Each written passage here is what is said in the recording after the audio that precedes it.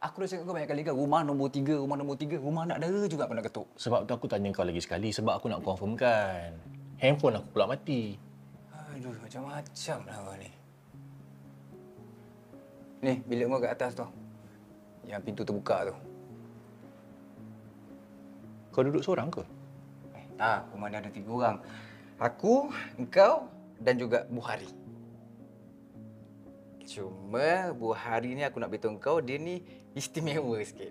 Untuk mata aku rasa macam normal je. Tapi untuk engkau lah, aku tahu kau macam tak selesa sikit kan. Kenapa pula? Tak apalah, nanti kau jumpa dia, kau tengok sendiri lah. Kan? Apa?